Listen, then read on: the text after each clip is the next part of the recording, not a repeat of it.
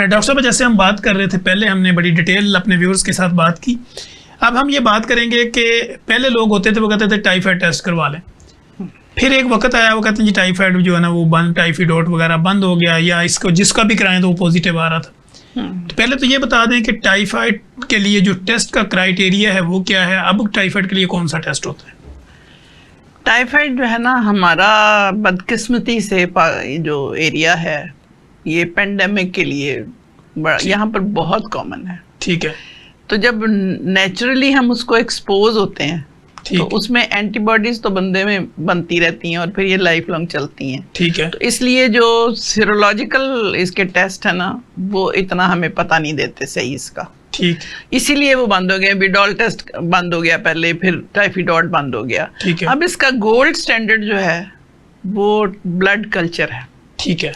और blood culture भी लेने का एक खास तरीकाकार है। ठीक। एक तो पेशेंट को जब फीवर हो, ठीक, उस वक्त लिया जाए। ठीक। दूसरा विद जो होते हैं ना सख्त किस्म की एसेप्टिक टेक्निक जिसमें बाहर से कंटेमिनेशन का कोई खतरा ना हो। ठीक। तो जो ट्रेन्ड टेक्नोलॉजिस्ट है उसी से, जो ट्रेन बंदा है, प्रॉपर तरीके से सैंपल विथड्रॉ। इसकी तकरीबन इतनी होती है जैसे एक मेजर सर्जरी के लिए स्किन आप प्रिपेयर करते हैं ना, उतनी इसकी प्रेपरेशन होती है। ब्लड जहाँ से लेना है साफ सही तरीके से, स्टरलाइज एरिया हो, स्टरलाइज सिरिंज हो, जी स्टरलाइज सिरिंज हो, स्टरलाइज कंटेनर हो। और चूंकि एक आम आदमी में तकरीबन 5 लीटर्स के करीब ब्लड होता है। ठीक है। 5 लीटर एक बंदे का? 5 लीटर। अब हमने उसमें से एडल्ट में 5 to 10 cc लेते हैं और बच्चों में 3 to 5 cc लेते हैं। ठीक। अब ये जो 5 से 10 cc आपने लिया है, हो सकता है इसमें 1 या 2 बैक्टीरिया आए हों। ठीक। अगर पेशेंट को ये टाइफाइड है और फीवर में है, ठीक है, तो उसको 1 या 2 आपने कैच किए हैं उसमें। ठीक। अब वो डायरेक्ट कल्चर में तो आप मिस कर जाएंगे।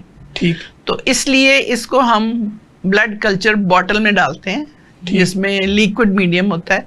उसमें जो 1 या 2 हमने पकड़ लिए हैं वो जब ओवरनाइट हम इंक्यूबेट करते हैं तो वो लाखों करोड़ों में हो जाते हैं। ठीक हो गया। तो फिर उसको सब कल्चर करते हैं हम सॉलिड मीडिया पे, तो फिर हम मिस नहीं करते। ठीक हो गया। तो ब्लड कल्चर के लिए डॉक्टर साहब हमने अक्सर देखा है कि पेशेंट को जब ब्लड कल्चर लेते हैं तो उसको कहते हैं रिपोर्ट आपकी 3 से 5 दिन या 3 से 4 दिन लगेंगे। माइक्रोबायोलॉजी के सारी रिपोर्ट्स मोस्टली 3 से 4 दिन में तैयार होती हैं क्योंकि हम डील कर रहे हैं लिविंग थिंग्स के साथ। ठीक। 24 घंटे तो उनको ग्रो करने में लगेंगे। ठीक। ब्लड कल्चर में तो 24 घंटे हम उसको एनरिच करते हैं, enriching the number of bacteria. ठीक है। उसके बाद हमारा काम शुरू होता है। 24 घंटे में उसकी ग्रोथ आती है, अगले 24 घंटे में उसको हम आइडेंटिफाई भी करते हैं और उसकी सेंसिटिविटी भी लगाते हैं। ठीक है। और नेगेटिव हो तो 48 घंटे में रिपोर्ट हो सकता है, लेकिन अगर पॉजिटिव आ जाए तो फिर 72 घंटे में रिपोर्ट होता है। ठीक हो। अच्छा डॉक्टर साहब इसके स्टैंडर्ड में कुछ ये भी है कि अगर उसको कोई एंटीबायोटिक ना लगी हो? जी ये बहुत बड़ा है नेगेटिव आने का।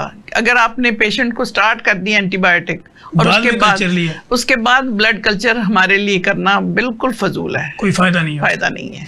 अच्छा आप क्या समझती हैं कि जब इंसान को बुखार शुरू हो तो उसके कितने दिन के बाद वो कल्चर कराए या फौरी तौर पे कराए? देखिए बुखार जैसे शुरू होता है पेशेंट को पहले तो थोड़ा सा, मतलब आप माशाल्लाह से कंसल्टेंट है, फिजिशियन है, आप फौरी तौर पे एंटीबायोटिक्स तो शुरू नहीं कराते हैं, 2-3 दिन तो देखते हैं और आपको अंदाज़ा भी हो जाता है कि बैक्टीरियल है या वायरल है जी। तो उस हिसाब से अगर आपको लगे कि ये टाइफाइड की उसमें क्लिनिकल सिम्टम्स पे, तो एंटीबायोटिक स्टार्ट कराने से पहले आप उसका ले दें। फिर बेशक आप स्टार्ट कर दें, ब्लड सैंपल दे दिया ना, आप शुरू कर दें। फिर उसके बाद यह कि जब उसकी सेंसिटिविटी रिपोर्ट आ जाए तो बेस्ट उसमें से एंटीबायोटिक सिलेक्ट करके फिर आप चेंज करते हैं। अगर आपकी वाली सही नहीं है, ठीक है, तो उसको फिर according to the sensitivity report आप उसको चेंज कर दें। ठीक हो गया। अच्छा डॉक्टर साहब ब्लड कल्चर की जब रिपोर्ट आती है तो उसमें R और S के ऑप्शंस होते हैं? जी ये जो है ना बहुत सारी जो ज़रा लैब हल्की है, मैं हाँ वो इसको स्ट्रॉन्गली पॉजिटिव और कोई स्ट्रॉन्गली रेजिस्टेंट, ये या ये सेंसिटिव होती हैं या रेजिस्टेंट होती हैं। ठीक। तो जो जिसके सामने S लिखा है वो सेंसिटिव है और यानी जिसके वो आगे लग सकती है उसको। उसमें से कोई भी आप चूज कर सकते हैं, वो इक्वली गुड है। ठीक है। और जो आर वाली होती हैं वो बिल्कुल वो नहीं, रेजिस्टेंट है। वो नहीं है, वो कुछ इसको अगर जिसमें बहुत सारी रेजिस्टेंस आ रही है और एक ऐसी जिसके सामने लिखा हुआ है IS, ठीक वो है इंटरमीडिएट सेंसिटिव। ठीक। वो हम इसलिए देते हैं कि हम डॉक्टर को एक फैसिलिटेट कर सकें कि आप इसकी डोज बढ़ा के इसको देंगे तो शायद इफेक्ट हो जाए, क्योंकि और किसी को वो सेंसिटिव हो ही नहीं रहा होता, बहुत ज़्यादा रेजिस्टेंस आ गई है, क्योंकि ओवर द काउंटर हमें एंटीबायोटिक्स अवेलेबल हैं, ठीक है। तो पेशेंट खुद ब खुद लेके खा लेते हैं, आपके पास आने से पहले खा लेते हैं। 2-4 खुराकें ले चुके हाँ, 2-4 खुराकें, तो लिहाजा उसकी सैंपल वजह लेने से से पहले ये और पूछना। 2-4 खुराकें खा के छोड़ भी देते हैं, पूरा वो कोर्स नहीं करते। उसकी वजह से बैक्टीरिया जो है ना वो हमसे ज़्यादा चालाक है, हम नई नई एंटीबायोटिक्स बनाते हैं और वो नए नए तरीके ईजाद करते हैं उसके अगेंस्ट रेजिस्टेंस डेवलप करने के लिए। ठीक हो गया। अच्छा डॉक्टर साहब, अगर ब्लड कल्चर आपने एक दफ़ा करवा लिया किसी का, उसमें जो रेजिस्टेंस आ गई या उसमें सेंसिटिविटी आ गई, क्या वो 1-2 साल के बाद दोबारा उसको कोई प्रॉब्लम हो तो वही क्राइटेरिया चलेगा या दोबारा से? वो जो भी उसमें वो बैक्टीरिया अगर सेम भी हो तो उस वक्त तक उसका सेंसिटिविटी पैटर्न चेंज हो चुका होगा, वो दोबारा से हमें कल्चर कराना? दोबारा कराना। ये नहीं होगा कि इसको इससे पुरानी वाली नहीं, ये तो कभी भी ये प्रैक्टिस नहीं करनी चाहिए कि तब हमने ये खाया था तो आराम आ गया था, फिर खा लें वही, या अगर इससे रेजिस्टेंस थी तो अब भी शायद रेजिस्टेंस। हाँ, वो मैं भी जब एक हम जैसे कोई सेप्ट्रन एक जमाने में ना बहुत ज्यादा रेजिस्टेंस आना शुरू हो गई जी बिल्कुल, तो वो लोगों ने देनी बंद कर दी, प्रिस्क्रिप्शन उसकी खत्म हो गई, कुछ अरसे बाद वो फिर सेंसिटिव हो गए, यानी उसका लोगों को फिर फायदा इसी तरह वेब्रामाइसिन और इस तरह बाकी सारी जितनी जो भी चीज़ें हम यूज़ करना छोड़ दें। और ये हर हॉस्पिटल की जो है ना एक एंटीबायोटिक पॉलिसी बनती है, ठीक। वो अपना पिछला 6 महीने का क्राइटेरिया देखते हैं कि किसको सेंसिटिव आ रहे हैं ऑर्गेनिज्म, किसको रेजिस्टेंट आ रहे हैं। तो एम्पिरिकल थेरेपी मींस के जो पेशेंट का बी टेस्ट आने से पहले स्टार्टिंग कर देते हैं, जैसे हमने ब्लड कल्चर भेज दिया और उसके बाद हम उसको कोई एंटीबायोटिक देना चाहते हैं तो वो हमारे पास एक लिस्ट होनी चाहिए जो बेस्ट एंटीबायोटिक्स हैं जिसको सेंसिटिव आ रहे हैं, ठीक है। तो हर हॉस्पिटल प्रोवाइड करता है, ठीक है, अगर अच्छा हॉस्पिटल है वो। ठीक हो गया।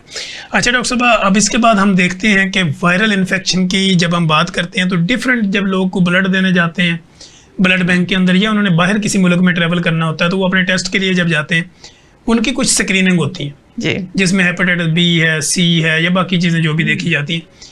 ये स्क्रीनिंग में, एलाइजा में और या उसकी बाकी जो DNA वगैरह हम PCR करवाते हैं, इसमें क्या डिफरेंस है? स्क्रीनिंग एक छोटा सा होता है क्रोमेटोग्राफिकल, उसमें वो डिस्कें सी मिलती हैं, उसमें आप ब्लड का एक वो ड्रॉप देते हैं और वो लाइन डेवलप करते हैं पॉजिटिव। उसमें स्क्रीनिंग टेस्ट हमेशा 100% रिलायबल नहीं होते। ठीक है। अगर किसी का उसमें बॉर्डर लाइन है या पॉजिटिव है, नेगेटिव को तो चलें ठीक है, लेकिन जो बॉर्डर लाइन हो उसको ज़रूर आगे एलाइजा से या PCR से उसको कंफर्म करना चाहिए कि ये बीमारी आगे है या नहीं है, इसमें है भी कि नहीं। हाँ जी, ठीक हो गया।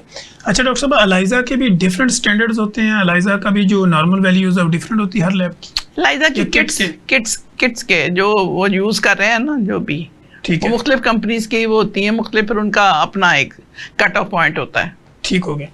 अच्छा डॉक्टर साहब, अब यहाँ पे हम यही बात करते हैं कि अगर किसी की स्क्रीनिंग में पॉजिटिव है, एलाइजा में चला गया, एलाइजा में भी उसकी जो ना पॉइंट बड़े हुए हैं, हाँ जी, अब आगे हमने उसको PCR के लिए भेज दिया, क्वालिटेटिव क्वांटिटेटिव जो भी है, उसमें वायरल लोड देखते हैं ना। अगर आपने क्वांटिटेटिव करना है तो उसमें पता होगा कि कितने वायरसेस हैं और किसका, मतलब इसका फिर आगे ट्रीटमेंट के लिए उसकी ज़रूरत हो जाती है ना। ठीक है। और क्वालिटेटिव और क्वांटिटेटिव में, क्वालिटेटिव और क्वांटिटेटिव में, क्वालिटेटिव तो ये बताता है ना कि इसमें है या नहीं है, ठीक है, क्वांटिटेटिव उसमें बताता है कि एक्चुअल कितना है, लोड कितना है। लोड कितना है। अच्छा, उसकी रिपोर्ट्स में हम देखते हैं कहीं पे डिटेक्टेड लिखा होता है और कहीं पे नॉट डिटेक्टेड होता है। नॉट डिटेक्टेड मीन्स कि नेगेटिव है ये, यानी इसको है सही लेकिन वो कुछ कर नहीं रहा, ये है ही नहीं। नहीं नहीं, नॉट डिटेक्टेड मीन्स नहीं है। ठीक है, यानी इसकी रिपोर्ट ओके है। नहीं, एलाइजा में बेशक आ भी रहा है लेकिन PCR में नहीं है, तो इसका मतलब PCR में इसका मतलब है एलाइजा में हो सकता है वो एंटीबॉडीज टेस्ट की हों और इधर आपने उसका एंटीजन यानी वायरस अगर आपने टेस्ट कर लिया है, वायरस तो होगा उसमें, ठीक है, लेकिन एंटीबॉडीज नहीं है, या इसका मतलब एंटीबॉडीज नुकसान है, है। अगर एंटीबॉडीज आपने PCR से करा ली हैं और ये दोनों एक होने चाहिए जब आप उसको टेस्ट करें। अगर आपने एंटीबॉडीज टेस्ट की हुई है एलाइजा से तो एंटीबॉडीज ही उधर भी करवाएं। ठीक हो गया। यानी अगर एलाइजा के बाद आपने सिलेक्शन करनी है तो वही होनी चाहिए जो आपने मैं एंटीबॉडीज और एंटीजन का भी थोड़ा सा बता दूं। जी जी। एंटीजन वो है जो बैक्टीरिया या वायरस या इंजूरियस एजेंट्स है कोई भी जो बॉडी में जाता है। एंटीबॉडीज वो हैं जो उसके अगेंस्ट बॉडी अपने डिफेंस मैकेनिज्म में बनाती है या प्रोड्यूस करती है।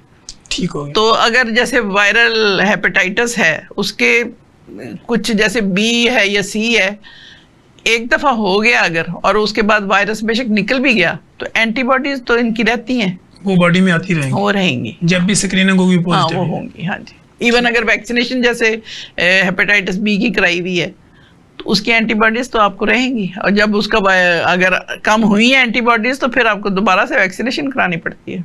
ठीक हो गया। यानी वो मरीज ये कहता है कि मैं जब भी टेस्ट कराता हूँ पॉजिटिव आता है, लेकिन हाँ। पीसीआर करवाता हूँ तो कुछ नहीं होता। हाँ ये इसका मतलब वो सेफ होता है। हाँ जी।